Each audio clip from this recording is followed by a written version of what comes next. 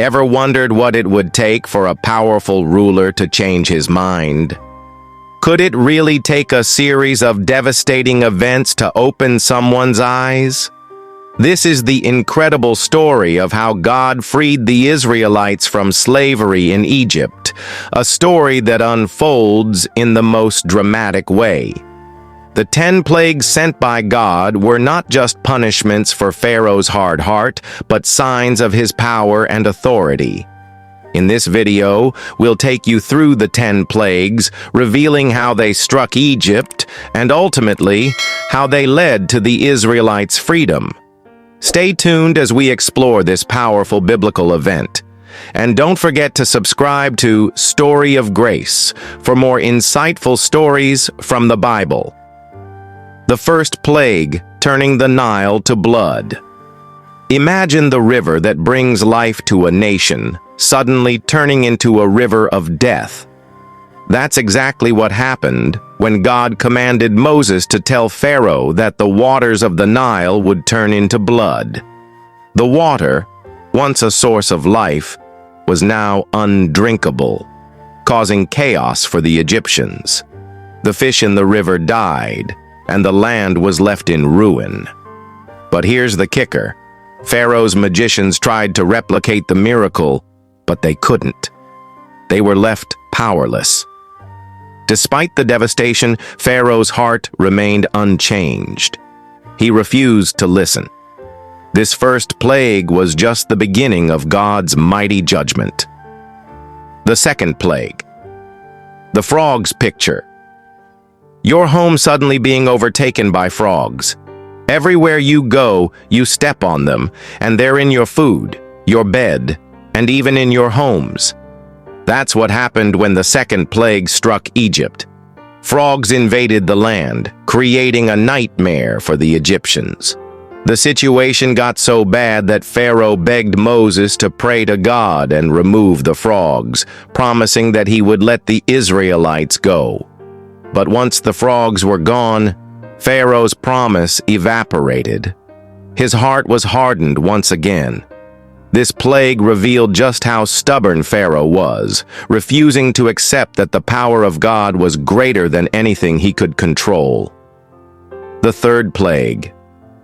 The gnats. Now imagine being surrounded by millions of gnats, everywhere you turn. They're in your hair, your food, and even your eyes. The third plague unleashed a swarm of gnats on the land of Egypt, making life unbearable. Pharaoh's magicians tried to replicate this plague, but they couldn't. They admitted to Pharaoh that this was no ordinary plague, it was the work of God. But even though they recognized God's power, Pharaoh didn't. He continued to reject the very message that was meant to free his people. This plague was a constant reminder that no matter how hard Pharaoh tried, God was in control. The fourth plague. The flies. Can you imagine a world so infested with flies that you couldn't escape them? That's what happened next when God sent swarms of flies to cover Egypt. This was not just any regular infestation. These flies were everywhere. They swarmed into the homes of the Egyptians, covering everything. And it wasn't just a nuisance. The flies brought with them disease and destruction. But the Israelites were spared. They were untouched by the flies, showing that God's protection was with them. Pharaoh, realizing the devastation, once again begged Moses to take the flies away, promising freedom for the Israelites. But as soon as the flies were gone, Pharaoh broke his promise. This pattern of promise and rejection continued to unfold. The fifth plague. The livestock were vital to Egypt's economy, providing food, transportation, and resources. But the fifth plague struck at Egypt's heart, causing all of their livestock to die. Cattle, sheep, and camels were all wiped out by a deadly disease. This plague was a direct blow to Egypt's wealth and stability. While the Egyptians were suffering, the Israelites' livestock remained unharmed. This distinction was clear. God was protecting his people. Pharaoh, however, still refused to acknowledge God's power. Even in the face of such loss, he would not relent. It was clear that Pharaoh was not going to give in easily. The sixth plague, the boils. The sixth plague brought about painful boils, sores on the skin that caused great suffering. From the rich to the poor, no one was spared.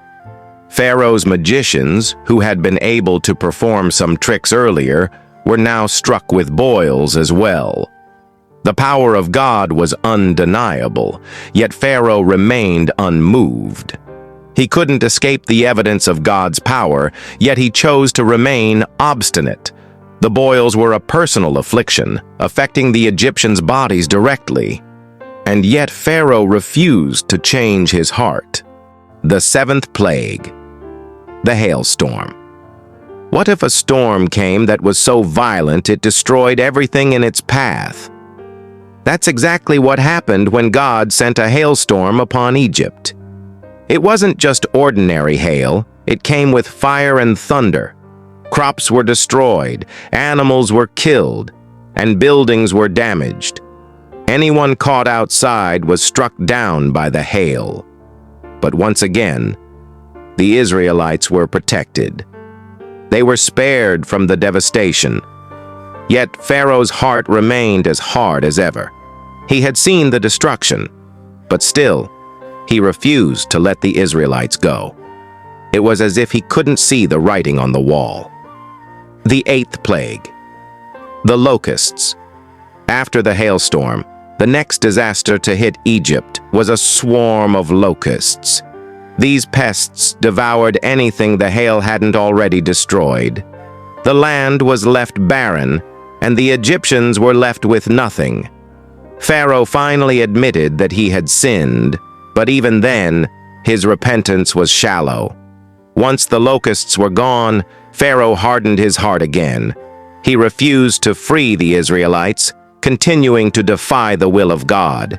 It was as if he was trapped in his own pride. Sixth plague, the darkness.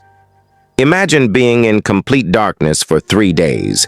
You can't see anything, move anywhere, or even light a candle. That's what happened with the ninth plague. For 3 days, Egypt was covered in thick, impenetrable darkness. It was so deep that it could be felt. No one could see, no one could work. This was a direct challenge to the Egyptian god Ra, who was believed to control the sun, yet Pharaoh still refused to give in. The darkness was a powerful sign of God's authority, but Pharaoh continued to fight it. The 10th plague, the death of the firstborn. The 10th and final plague was the most devastating of all. God sent the angel of death to strike down every firstborn son in Egypt. From Pharaoh's palace to the poorest household, every firstborn son would die. But the Israelites were spared. God told them to mark their doorposts with lamb's blood, signaling the angel of death to pass over their homes. This is where the tradition of Passover originates. When Pharaoh's own son died, he finally relented.